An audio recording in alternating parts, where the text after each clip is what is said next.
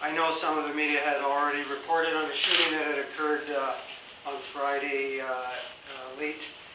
early Saturday morning. I'm just here to provide a little more clarity around that.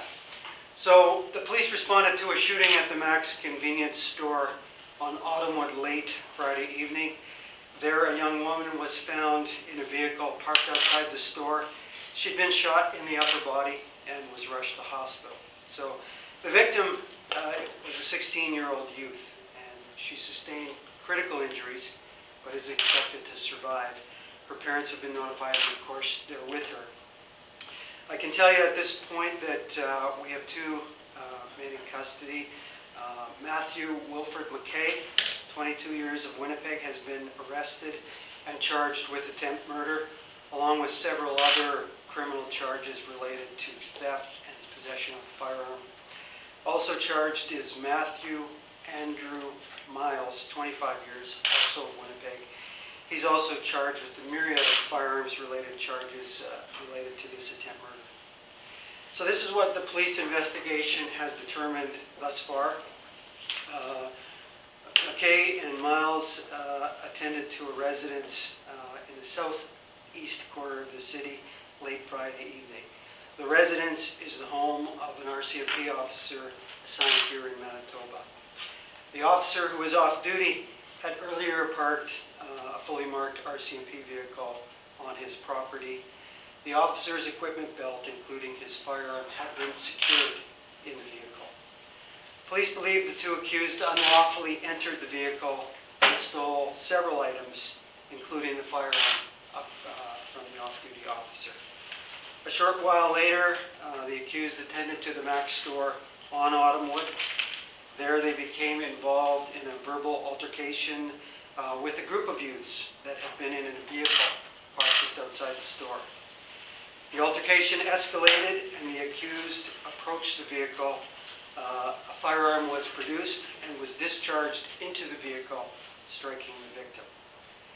It's not believed that she was the intended target of the attack. However, the accused fled the scene immediately afterwards. Our investigators from the Major Crimes Unit, our forensic unit, along with uniformed patrol officers from all parts of the city, worked diligently throughout the night in an attempt to identify the suspects.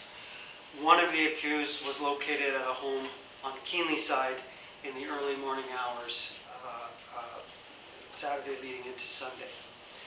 Efforts to arrest that male were underway when the situation escalated into what turned into an armed standoff.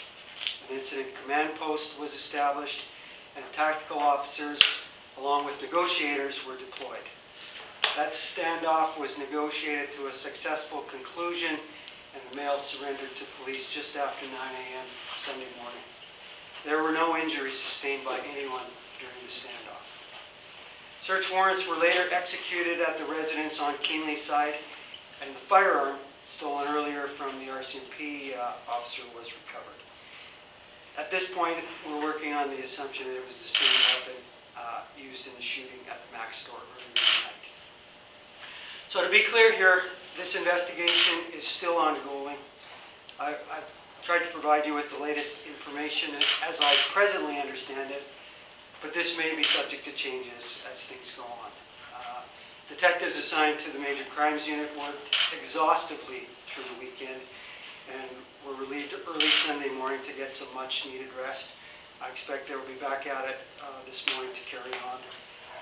There's also a great deal of work to be done, both forensic and ballistic testing, that will be required as part of the investigation. What I can say is this was a senseless and reckless actions of the suspects. I can't explain them, but I'm certainly satisfied that we sort of restored public safety with the arrest and detention of these individuals, and they'll certainly be held accountable through our justice system. I'd like to conclude just by extending our hopes and best wishes to the innocent victim, the 16-year-old girl here in hospital in Winnipeg. She sustained critical injuries. Her parents are with her, and members of the police service send our sincerest hopes for complete recovery. And at this point, that's really all I wanted to share with you at this time. Are there going to be any consequences for the RCMP officer who had his weapon stolen? Certainly that will form part of the investigation, and it will be reviewed to determine, you know, how the vehicle came to be entered, but, you know, that would be followed up afterwards. Is it common practice for police vehicles, whether WPS or RCMP, to have loaded weapons in the vehicles when they're unattended? So I can only speak for Winnipeg Police Service. Certainly we don't have a provision for our officers to store their weapons in unattended vehicles. You know, we do have a shotgun mounted in our cruiser cars, but it's under lock. Beyond that, you'd have to check with the RCMP on the protocol that they have with their members around storage of equipment. How was the weapon stored in the vehicle? Was it under lock or was the vehicle just locked? My understanding is they have a locking, you know, like a box of some sort in there. But again, I would invite you to seek that clarity with the RCMP. Do you know what the altercation was about at the convenience store? You know, I don't. Of course, we had a group of youths in one car, and it started off as a verbal altercation, but there was no indication to us that these groups were known to each other. Any gang connections? We believe the suspects have a gang connection, although we don't have any information that would link the youths in the car to any gangs at this point. And one of them, were they both charged with theft as well? Is that the firearms theft or was it Yeah. other thefts? Well, there was other equipment stolen other than the firearms, so the theft-related charges would be related to the equipment and firearms stolen from the vehicle. What else was stolen? You know, I don't have a complete itemization, but certainly I believe there was some camera equipment that was stolen out of the vehicle. Just some police-related equipment that the officer would have used in his duties. Any like a vest? I don't think, I didn't see anything to do with clothing or vest or anything, but I believe his weapon, or pardon me, equipment that would have been on his service belt. In terms of the arrests, one suspect was taken into custody during the standoff, That's right. and the other? He was found and taken into custody later in the day. Can you talk about how lucky the victim is? Well, I guess it's all a matter of perspective. Not lucky to have been shot by any means, but certainly we're